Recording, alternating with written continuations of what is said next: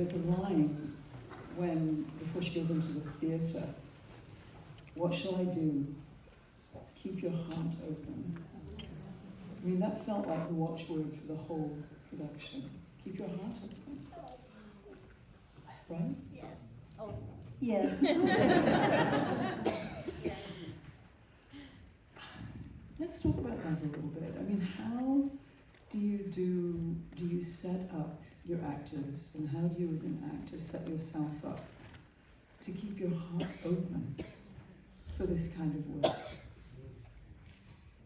I love doing like this part of the process of bringing the film into the world. So then we start having the pressure to talk in front of people. But the film, like the process that we don't really think, sometimes it comes instinctually. But recently I realized the best way to sum it up is that we gathered around the mother. There's something about gathering around the mother as a place. It's like when you create an ecosystem. Mother being Mother Earth, the mother energy, the kind of unconditional love, unconditional witness, seeing you, and to ask our cast and crew from the very beginning to gather around the mother, to know that everyone's emotions and feelings, what they're going through in their lives, whether you are a PA or you're an actor, is welcomed in the space. Right, is welcomed into the creative process and is encouraged. So at the very beginning, we feel that kind of safety in the cast and crew. So the way that it started to grow the ecosystem is it's a kind of safety that's very in the body. It's hard to explain. In some of the most difficult scenes, you show up on set, everyone seems to be exactly on the same page. The temperature in the room, how quiet and how loud people speak, is almost always there to energetically align with what we're doing on that day. So Jessie, how did she do that? Energetically aligned. Yeah. We could all learn something from this. Well, she brought together a group of artists who wanted to go on a journey, and I think Chloé, as a leader and as a director, is she's like a conductor who's trying to tune herself to listen to everybody. And I guess as a community in this village, she's also kind of chaotic, like sometimes. Yes. Well, I think She's my container half the time. But chaos is kind of interesting in creating something, in making something. And what Chloé would do, there was such, everybody that was there was there in such a pure way to create humanity. And I think we all felt with this story that our job was to become more human in the task of making this story live and have the experience that we wanted to have. And her chaotic side was disappearing and letting the imagination of every single person in that room run, so the space in the world became your living, beating heart. And then she'd come in and like some Jedi leader, it was like one shot, one take, one setup, go, and we just go. I had to put my foot up.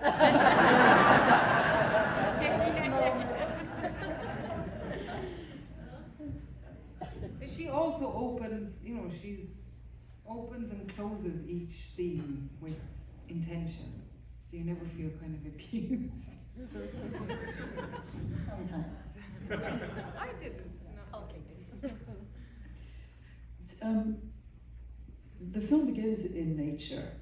I mean, in an extraordinary place, location. Could you talk a little bit about finding that place, and I mean, literally physically, but also, composing in that.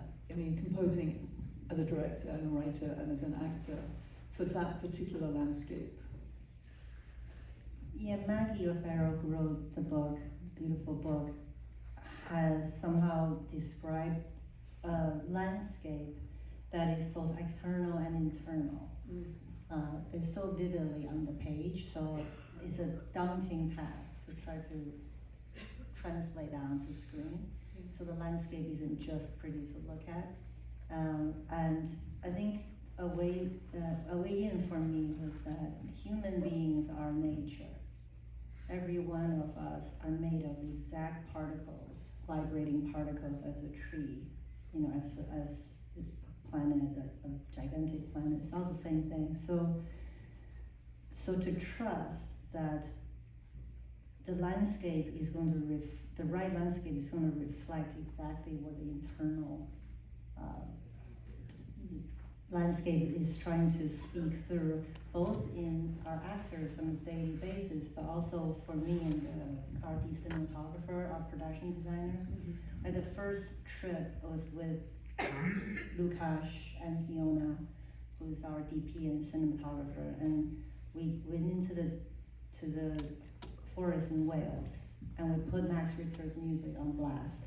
And then Lukasz just started filming, and to try to find what is trying to speak to us. And I will just give you a very quick example how I had just came back from Ukraine and was with someone who was making a documentary in the strip of forest in the front line.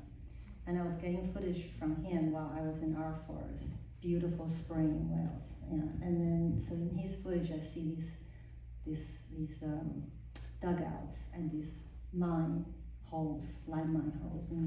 And I walk around our forest and I see these black holes as well in the ground. And I suddenly became so clear, Lukasz is Polish, so he sees this black holes, I understand this, And you realize that death is the great equalizer. And it's also what makes us human. That hole, doesn't matter how you get there, is waiting for us. But it's also in that compost is where life comes from. So suddenly some unthinkable divide you feel in the world is telling you isn't true. We're connected from that elemental level. So that black hole became an important motif in the film. And of course, Fiona looked at the backdrop of Hamlet, we designed all different backdrops. She's like, yeah, but what is we're trying to say? A forest with a hole in the ground. And that's how nature gives us gifts making a film like this. I think that was one of the things that I really loved about it, was how you brought all those things together. I mean, did you discover that sort of astounding hole at the beginning? And was that designed ahead of time, that you had that kind of set up for that, the beginning scene that connects with the stage later on? Was that, or did that evolve during the process? It evolved. So we knew we were going to start, we knew that this was going to be going from, because Lukasz and I did that. We panned the camera, we went from the heavens, to earth and to the void. That's it. That's life, going cycles like this and again and again. And then we designed backdrops, but it was about right before they about to build the backdrop with Fiona and I. And the way we've been working, you really start to feel like it's peeling away. We were talking about how we're deleting lines as well, right? And just like how essentialist can we be with what we're trying to say? There's an incredible emotional truth in the whole piece. For you as an actor, did you find that it was an emotional thing? Was it a physical thing? How did that develop for you? Because this is an extraordinary performance.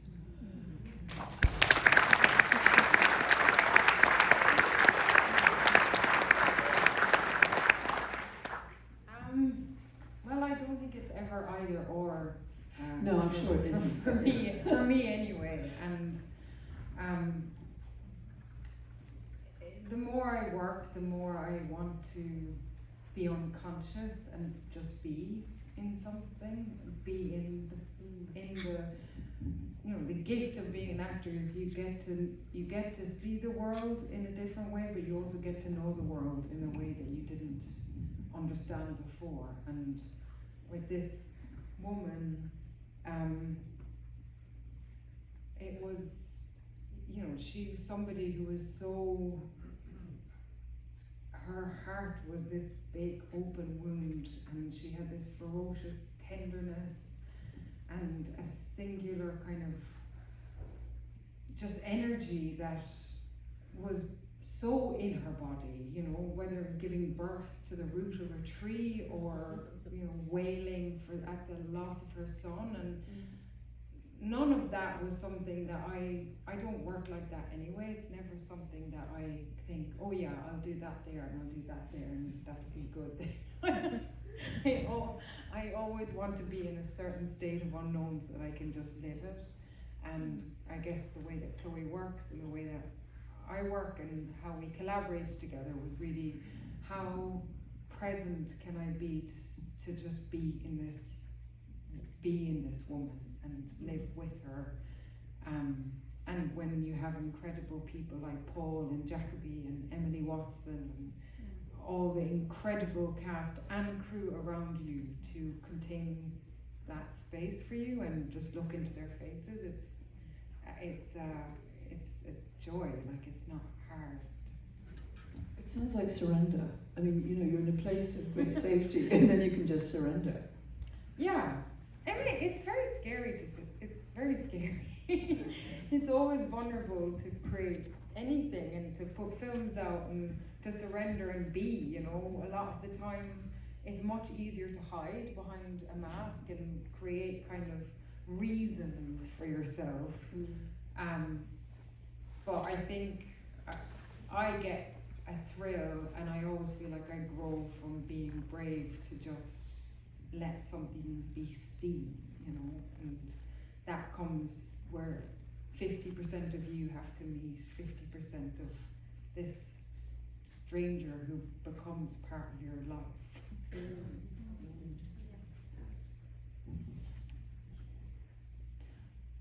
I love what Maggie O'Farrell did in centering this story in Agnes,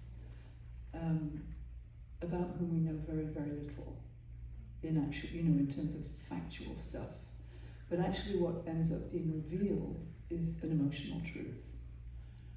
And that seemed like, sorry, do you choose?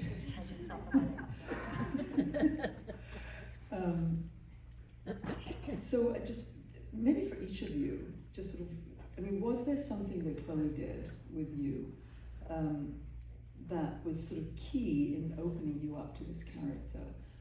And back to you, was there something that you explored and discovered with Jessie that gave you more of an insight into the character as well?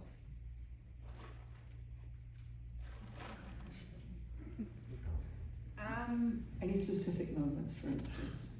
Well, I think the biggest thing that I discovered in Agnes and with Chloé, and something that I was looking for in my work and in the work that I wanted to do and the stories that I was looking to tell, you know, sometimes strong women are misjudged as being hard and cold, and there's defensiveness, and that is true, and I know those women, I've played those women.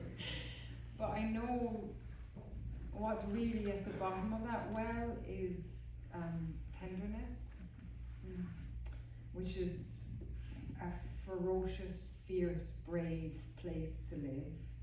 And Agnes had that in like bucket loads. And I came into rehearsals with a broken heart, and I realized that this was exactly the place that I had to enter into working on this film with, and to actually just quell that down to tenderness, and that become the river at which this fiercely strong woman of the woods moved from and through, and Chloé was the director who I think saw that in me and invited me to be brave enough to like bring that tenderness to the foreground. I really like that's great. I really I like that. I like that. I think the same moment. I think Jessie was also working on another film. She was physically, emotionally, everything so tenderized by just life. You know, when she showed up to rehearsal, and then so was I. For the last 4 years, it's been difficult, and so I think I always say like stories choose you as much as you choose them, and if you trust the right thing will come to you, it won't be an easy thing, but that's the fire you have to walk through. I'm sure many of you know what I'm talking about, and I think from that moment, when Jessie was saying earlier about being seen, I think many of us in this industry, I would say many of us in the world, maybe in this room, we were not seen when we were a young person. You know, we were not seen, our emotions were not mirrored, and so we very quickly perform and we try to put a mask on to be safe and to be loved. And so actually allow yourself just be there in all your messy, heartbroken, shameful, disappointed, you know, in every way, right? Yearning, you know, to be then, come see me. I'm down. I've tried so hard to hide. I'm not speaking for myself. I think that you guys are in some ways. Like for me, 43 years, I'm done hiding. See me, please. You know, at least I look her inside and say, please see me. And knowing Jessie was gonna be willing to do that, it was for me, that's just a gift. That's it. Without that openness from Jessie, we don't have a film. So it was definitely beautiful. Yeah. And she had bleached blonde eyebrows. Some of her previous film. So.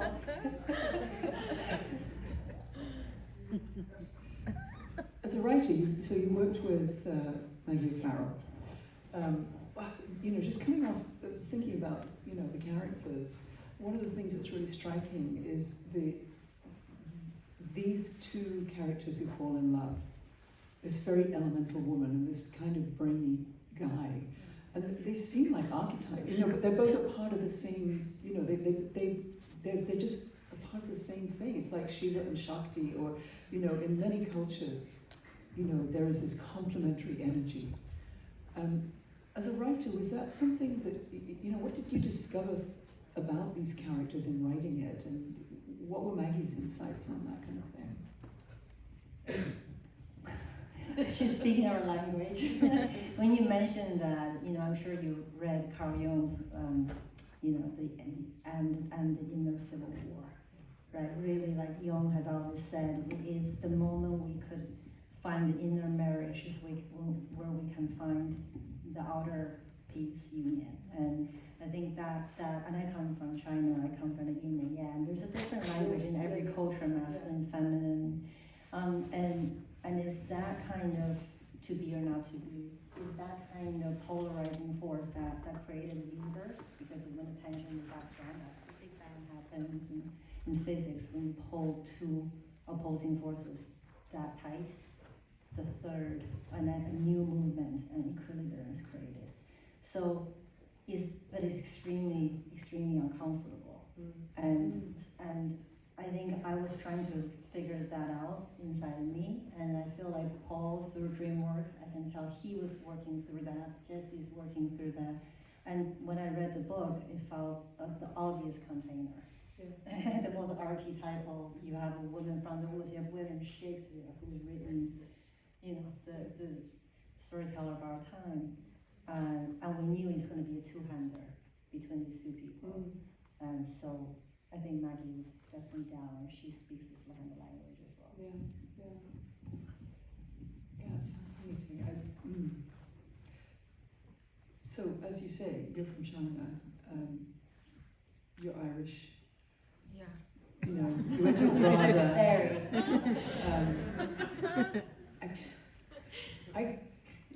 What is your relationship with William Shakespeare, each of you? Well, The writer. I was intimidated of him, you know, at school. I was like, wow, it's just work, you know, it was too much. I couldn't grasp it at school. And when I thought about being in, like, doing theatre, I thought I'd do musical theatre because I had all this feeling and it felt like at least music can contain it all. And then I moved to London and a producer asked if I wanted to go and do a 4-week Shakespeare course at RADA, and it was the first time I'd actually done Shakespeare. And it blew my mind. I could not believe how much one word could contain everything that was inside. And it changed what I realized of myself. I was like, oh no, I want to act. Like I want to just know and move through words. And if these are the words that are there, then amazing. And I just want to do Shakespeare. And so later I went back to RADA after I finished, and my first job was at the Globe Theatre. Really? Yeah, yeah. What were you playing? Miranda and the Tempest. Oh my God. Yeah. And then most of my early career was doing Shakespeare with Judi Dench and Kenneth Branagh and sitting in the wings. Like I did The Winter's Tale, which was the first Shakespeare I'd ever read, like performed, and Judi Dench is like my absolute idol. Like ritual run down every night when she was doing it, sit in the wings. And it was like, if I didn't watch her do it, I would have cursed myself for the whole play. Like she was the reason to be. So he's been a massive part of my life. The house I live in, my home, is 1500s, and it's based off Anne Hathaway's house. The garden is like, yeah. So he's there. You're living it, breathing it.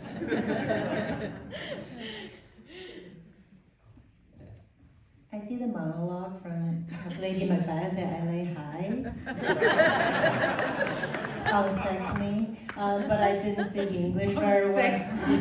That's all she remembers. That's all I remember. Sex Me, but I didn't speak English very well at the time, so I listened to the CDs of the speech over and over again, trying to remember. But I really enjoyed it. Sex Me. I think that's actually probably the best line in Shakespeare, other than to be or not to be. In China, he's called Shashi, and his name sounds so is so upper class. You know, it's so first world. It's so like but it sounds so royal and upper class. So which is very interesting. Maggie argued that actually Shakespeare is not intellectual. That I did not understand. Yeah. She said, like, from her research, you know, he's the son of a glover, so at the time he would be like a street urchin. And tough, you know, like he's And brilliant. Yeah, I mean, just like one of those elemental brilliant. Yes, couples, exactly. It's like a rock. So annoying.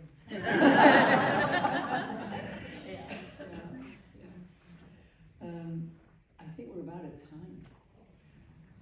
But You're gonna end on Sex Me? Sex Me? Why not? Unsex us all.